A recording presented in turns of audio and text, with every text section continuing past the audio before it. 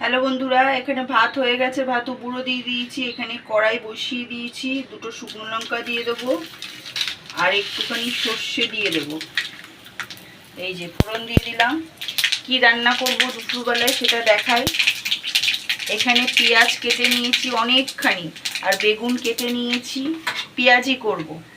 বললাম না আমার মেয়ে মাছ করলে খ্যান খ্যান খ্যান খ্যান করতে থাকে। আর এই হচ্ছে আলু কেটে নিয়েছি, আলু সেদ্ধ দেব। আর হচ্ছে এই যে আমের ডাল করব, ডাল সেদ্ধ করে নিয়েছি। ও মোটে মাছ খেতে চায় না, যদি খাইয়ে দেন তবুও খাবে, আর নইলে নিজে খেতে চায় না।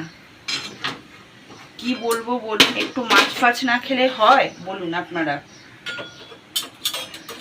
আমার মেয়েকে নিয়ে আমি আর পারি না, মাছ খেতেই চায় না। তো ডালটা চলুন ফোড়ন দিই।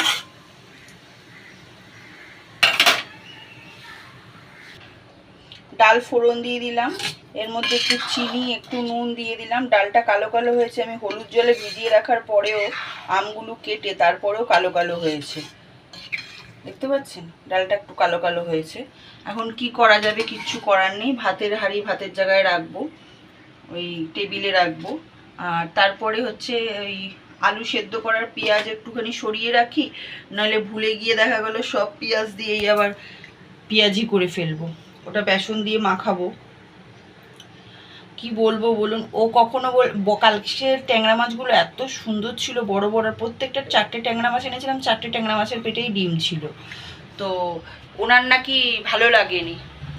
ছোট ট্যাংরা আনতে পারো না, কখন কি বলবে বোঝা মুশকিল। কখনো বলে ছোট খাবো না, তাই বড় নিয়ে এসছি। বড় খাবো না, ছোট ট্যাংরা মাছ আনতে পারোনি। দুপুরবেলায় নিজের হাতে ভাত খেয়েছে, ঠিক করে খাইনি। রাত্রিবেলা ওই মাছ দিয়েই কিন্তু আমি খাইয়ে দিলাম। আবার কথা দেখুন, বলে কি মা যদি খাইয়ে দেয় সেই ভাত মাখার টেস্টই আলাদা। নিজের ভালো লাগছিল না মাছ দিয়ে ভাতটা খেতে, আমি নিজে ভালো লাগছিল, তুমি এখন খাইয়ে দিলে খুব টেস্ট লাগছিল, বুঝতে পারেন? তাহলে বলুন কোন দিকে যাবেন আপনারা? তা আমি বললাম তাহলে দুপুরবেলা আমাকে বলতে পারতিস, আমি তোকে খাইয়ে দিতাম মেখে ঝুঁকে। বলে তোমার খেয়ে দিয়ে একটু বিছনা করো, তুমি শুয়ে শুয়ে টিভি দেখো, আমি তোমাকে ডিস্টার্ব করবো? আনছি বাবা। বলে এখন ভালো লাগলো, তুমি খাইয়ে দিলে, এখন ঠিক আছে, কিন্তু দুপুরবেলায় ভাল লাগছিল না।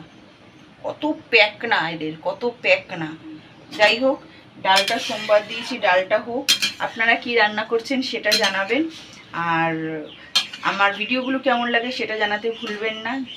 ছোট্ট করে একটা লাইক কমেন্ট শেয়ার করে দেবেন, পাশে থাকবেন। দেখুন মশা, মশা দেখেছেন? মশা খালি এই ট্যাপা ট্যাপা মশা মুখের সামনে দিয়ে ঘোরাঘুরি করবে, মুখের সামনে দিয়ে। যাই হোক, আপনারা সবাই ভালো থাকবেন। আর আপনাদের বাচ্চা কাচ্চা কি এরকম করে বলুন তো, যে মাছ দিয়ে ভাত খেতে চায় না? মাছ বেছে এই খাওয়াও, ওই খাওয়াও, সেই খাওয়াও, তাই করো, ওই করো, সেই করো, এরকম করে? আমাকে জানাবেন, ঠিক আছে? কোন দিন দেখবেন আমার মেয়ের সঙ্গে আমার ঝগড়া বেঁধে যাবে। ও যা শুরু করেছে, মাছ ছাড়া খাবো না, এই না সেই না। ভাবছি আলুগুলো প্রেশার কুকারে সেদ্ধ দিয়ে দিই, তাহলে তাড়াতাড়ি হবে আর ভালো হবে, তার একটু সেদ্ধটা ভালো হবে। তাহলে চলুন রান্নাটা করা যাক। এই অ্যাডজাস্ট ফ্যানটা না চালালে না অসুবিধা হয়। যে অ্যাডজাস্ট ফ্যানটা বন্ধ, তো আপনাদের সাথে কথা বলছি বলে অ্যাডজাস্ট ফ্যানটা না চালালে অসুবিধা হয়।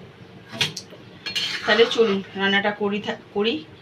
আর আপনারা ততক্ষণ চ্যানেলটাকে সাবস্ক্রাইব করে পাশে থাকুন।